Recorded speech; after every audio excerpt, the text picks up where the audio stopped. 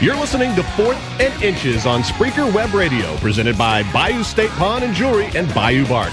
Now here are the hosts, Nick Lott and Armando Ramirez.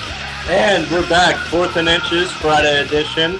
Today is September 7th, and one thing that sticks out in my mind is Saturday is tomorrow, obviously. College game days in College Station for the first time since 2006. Texas A&M opens up their season with SEC conference opponent Florida. There's so much hype surrounding this game, but before we get into it, I'm Nick Lott. He's Armando Ramirez. We talk college football. Welcome to Fourth and Inches. Thank you for tuning in. But we're going to take this whole segment on this game because it's a big game. It is a very big game. A&M didn't play last week with Hurricane Isaac going through Louisiana. They were scheduled to play at Louisiana Tech. That game has been postponed. And so now they're opening up. Originally their plan was to open up their SEC conference play with Florida, but now they're opening up the season. And with that, it can be a blessing or it can really hurt you because, I mean, you saw Florida play Bowling Green last week, and there's always going to be the first game jitters. Everything's not going to be as sharp. It's your first game where you're not playing against yourself. Like the weeks of practice leading up to the first game, you're not doing full contact. You're just trying to get the gist of everything. And then the first week, helmets come on, and it's just a completely different style. A&M has not been exposed to that yet, so it's going to be interesting to see how they react with as much hype surrounding this game. Yeah, and of course, Florida didn't do as great as they would like to, or as they would have liked against a pretty easy team. Most people think Bowling Green is an easy team. So there's always those first week shockers. Exactly. But Florida, of course, they didn't play as well as they needed to make everybody feel confident about them being able to have a great season and they didn't come out and do what they needed to do in that game. That being said, now they have a week under their belt, and they have a week of practice, and they have 1 week of game that they know what they did wrong, and they know what they need to do. And A&M doesn't have that advantage. A&M's going to go into the first game, and it's going to be the biggest game ever in Texas A&M history. And not to mention, College game day is here, and the hype surrounding this team is it's incredible right now, and everybody is ready to see A&M go to Kyle Field tomorrow and see them beat the hell out of Florida. So it's needless to say, it's a lot of hype, it's a lot of pressure on this new quarterback. Mansville. It's going to be his first game, and Kevin Sumlin is going to need to give him some easy plays to get into the game and feel out the game. Well, I was just watching on TV, and I mean, Desmond Howard, he's an analyst. He knows what he's talking about. He won a Heisman Trophy at Michigan.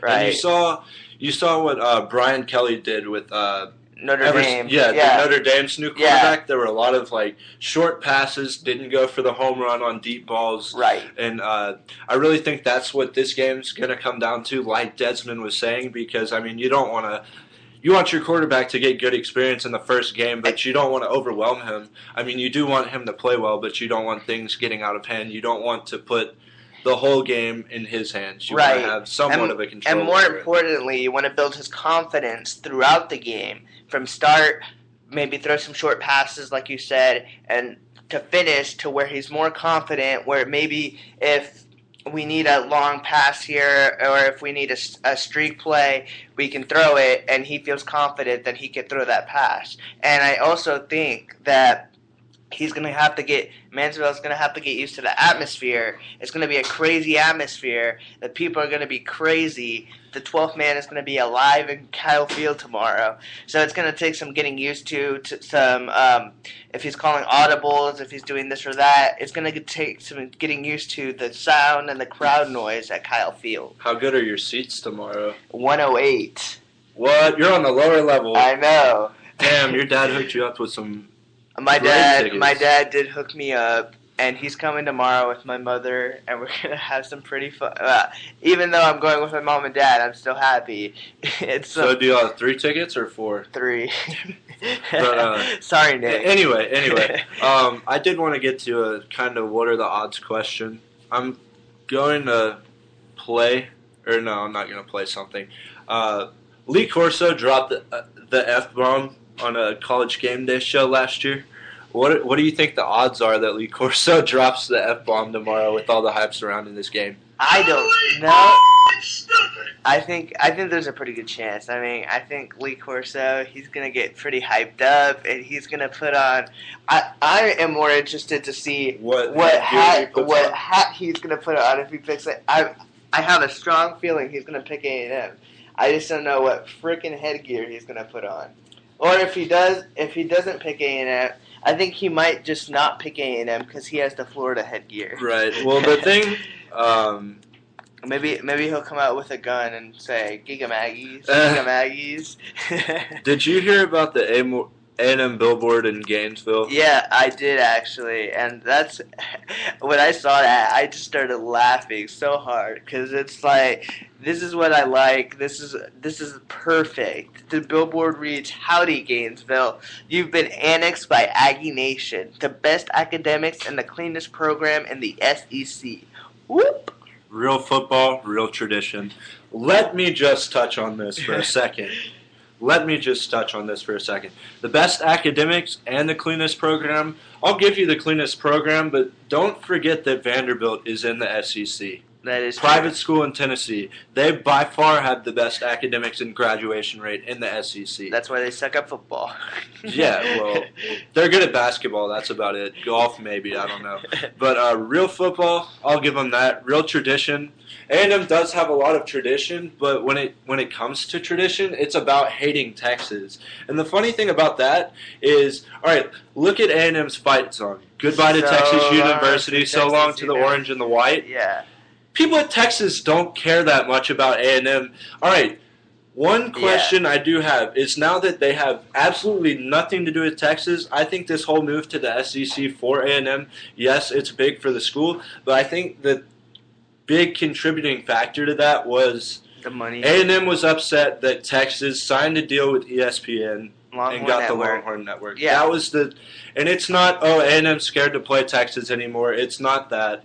It was a money issue, so I understand from that standpoint. But now that they have absolutely nothing to do with Texas, are they still going to do the Aggie War Hymn before every quarter? I think so. I mean, I think it's still the Aggie fight song. It still gets you pumped. It's still, even though it's, so on to Texas University, whatever. I mean, they're not going to change the fight song. They needed to do this. They wanted to do this because they're not making as much money, obviously. Well, now they will be making at least par to what the Longhorns are making.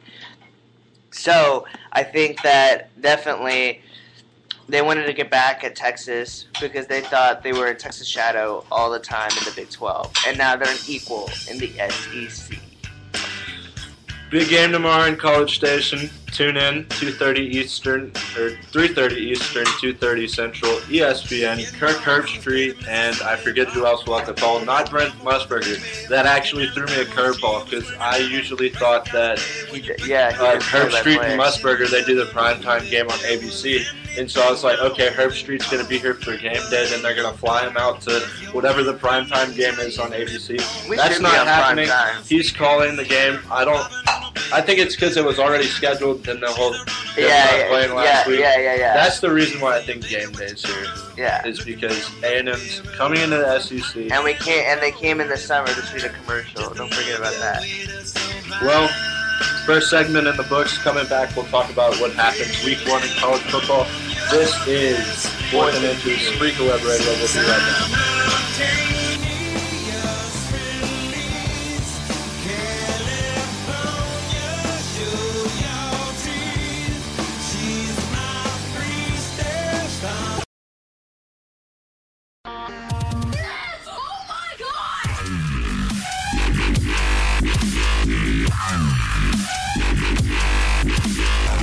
You're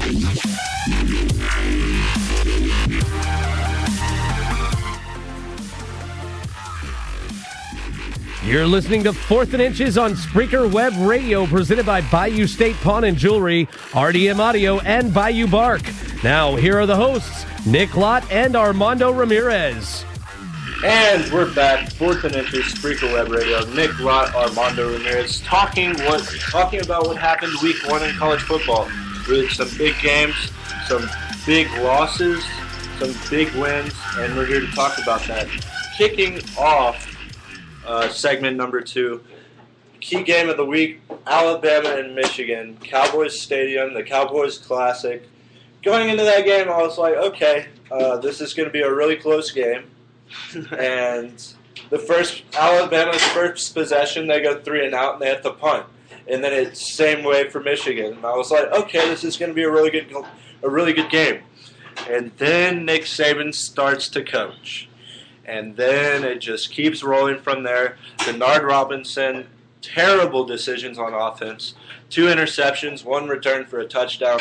A.J. McCarron vaults up my Heisman list. I mean, this guy, I've had my doubts about A.J. McCarron in the past, but after the national championship last year, that's where he really solidified in my mind that he is a legitimate quarterback in the SEC.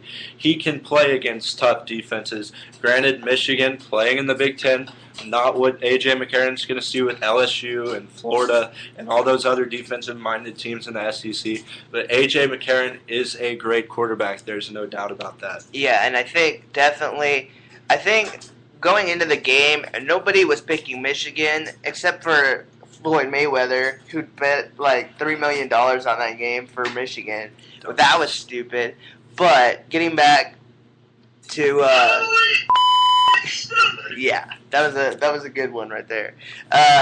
Anyways, getting back to what we were talking about, Michigan absolutely sucked versus Alabama, and it was just it was no contest basically.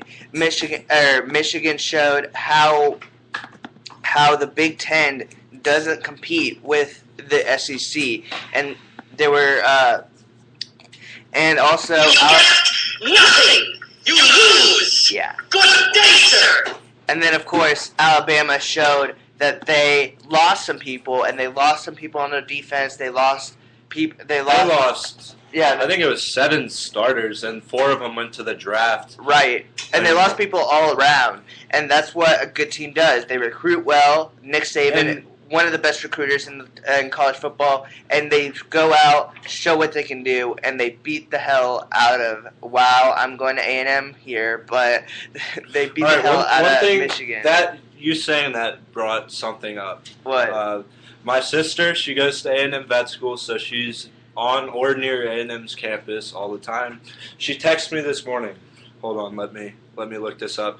But she texted me this morning, and she said, I'll just read you the conversation. Because she had a test today, so I texted her. I was like, oh, good luck on your test. And then she was like, thanks, love you. And then she said, oh, and I seriously just saw 2 faculty members with maroon shirts that say 10, 20, 12, beat the hell out of LSU on them. Wow. And I said, good wish, Aggies, good wish. LSU will beat them like a redheaded stepchild. All right, Texas A&M, I get that you're pumped up to play in the SEC, but let's not make all your game day shirts at one time. Let's beat Florida before we talk about beating LSU. Let's beat the next. Take it one game at a time, not one. Let's not put all our eggs in one basket. Don't get ahead of yourself. I think it's just basically that A&M's pumped, A&M's ready to get the season underway, and the big games, obviously, this season are for A&M. They are the Florida game, the Arkansas game, the Alabama game, and LSU. And the LSU game. The big games at home are Florida and LSU, and I think Arkansas, right? Yeah. Missouri comes at the end of the season. So yeah. So let's move away from A&M again. And what's our next big game last week? Michigan State basically kicks That was a really good game if you watched it.